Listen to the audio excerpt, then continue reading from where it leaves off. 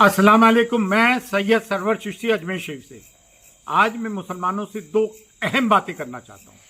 पहली बात ये कि ये एक बड़ा इकोसिस्टम डेवलप हो गया, एक नैरेटिव जा रहा है और जो हकीकत भी है कि लोकसभा 2024 में के इलेक्शन के बाद मुसलमानों पे जुल्म और सितम बढ़ गए। उसके दो रीजन थे। पहली रीजन ये कि बीजेपी अपने हिंदू वोट बैंक को इंटैक्ट रखना चाहती है। उनकी जो ख्वाहिश है उसको वो पूरा करना चाहती है कि पेट्रोल चाहे 500 रुपये लीटर हो जाए, लेकिन मियाँ भाइयों को ठीक करना है।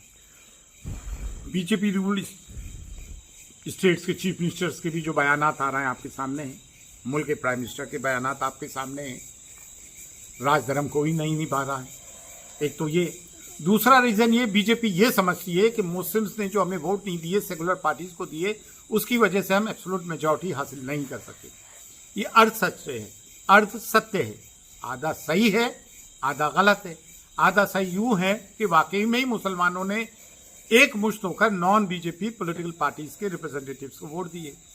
आधी बात यूं गलत है कि सिर्फ मुस्लिम वोट से बीजेपी नहीं आ रही है कि मुस्लिमों ने वोट नहीं दिए। कि जो सेकुलर देश की परंपरा में, सेकुलरिज्म में, यहाँ की गंगा जमनी तहजीब में, यहाँ की डाइवर्सिटी में यकीन रखते हैं और उनको ये महसूस हुआ कि देश में बेरोजगारी हुई है, महंगाई बढ़ी है, उन्होंने भी वोट नहीं दिया। तो ये दो रीजंस है जिसकी वजह से ये चीजें हो रही हैं। और वो पॉलिटिकल पार्टीज जो नॉन बीजेपी पॉलिटिकल पार्टीज हैं, उनके लीडरान मुसलमानों का नाम लेते हुए खौफजदा है। अब हमारी बेचारी वो मोहब्बत की दुकान राहुल गांधी दूर दूर तक कहीं नजर नहीं आ रहा है। मुलायम सिंह यादव के साहबजादे वो कहीं नजर नहीं आ रहा है।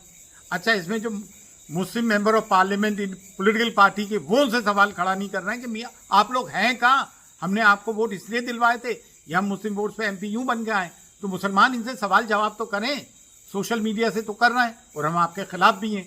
तो भाई इन 24 एमपीज की जगह तो कोई अपना लीडर ऐसा चुन लो, उसके साथ हो जाओ, चाहे 5 मेंबर ऑफ पार्लियामेंट आए। ये क्या बात है? दूसरी बात यह है, एक बात और उठ रही है कि मुस्लिम पर्सन लॉ बोर्ड हो, ये हो, वो हो। तमाम आवाज़ मुस्लिम्स के लिए देवबंदी हजरात उठा रहे हैं, चाहे वो जमीयत उलमा हिंद हो, मौलाना सज्जाद नोमानी हो और दीगर हजरात हों। और वली रहमानी के साहबजादगान ने मुंगेर में अभी जीपीसी के मामले को लेकर एंटी वक्फ अमेंडमेंट बिल के खिलाफ एक बहुत बड़ा जमे खफी लोगों को जमा किया। ये लोग फाल हैं, प्रोएक्टिव हैं, सोशल एक्टिविस्ट है, आवाज़ उठाते हैं। अब बरेलवी और हजरात और दरगाही हजरात, हम लोग जो तकरीबन हम अकीदा हैं, कुछ फरोई मामलात को छोड़कर अब इनकी आवाज़ें उठती नहीं। बेचारे तौकीर रजा खान साहब उठाते हैं तो उनके घर वाले साथ नहीं देते हैं। देवबंद चले तो उन पर फतवा हो गया, देवबंद गए तो वो बेचारे क्या कहते हैं, अजहरी साहब, सलमान अजहरी साहब बंदे, उनके लिए आवाज़ नहीं उठाते हैं। इन्हें इन 4 चीज़ों तो फुर्सत मिले ना फतवे लगाने से, किसी को काफिर, किसी को सुले कुल्ली, किसी को रावजी, किसी को गुमराह कहने से फुर्सत नहीं, आपस में फतवे लगाने से। दरगाह के लोग हैं, दरगाह और खानकाहों के, सूफी नाम से जितनी तंजीमें बनी हैं, सज्जादगान के नाम पे, फला नाम पे, डिमगाने के नाम पे, मशाइख के नाम पे, वो हुकूमत की चापलूसी में लगे हुए या खामोश हैं। हालांकि हमारा बड़ा मसक्की इख्तिलाफ है देवबंदियों से अकायद को लेकर, लेकिन जो हक है वो तो बोलना पड़ेगा। कॉल स्पेड है स्पेड। आज मुसलमानों के लिए सदा तो यही बुलंद कर रहा है, चाहे मुसलमानों को रॉयड्स की बात, रिहेबिलिटेट करने की बात हो, जो बच्चे हमारे पकड़े गए उनको कोर्ट कचहरी से छुड़ाने की बात हो, जो जमीयत उलमा हिंदी पेश है। हाँ, जमात इस्लामी की आवाज़ सुनाई कम ही पड़ रही है, लेकिन बोलना तो पड़ेगा। ये लोग तो काम कर रहे हैं। हालांकि खाजगान चिश्त के 2 दस्तूरुल अमल हैं। एक तो एक हुकूमत की मुलाजमत नहीं करोगे और हुकूमत की चापलूसी नहीं करोगे, और ये चापलूसी करते नजर आते हैं। और दूसरी ये कि कोई दारुल इफ्ता का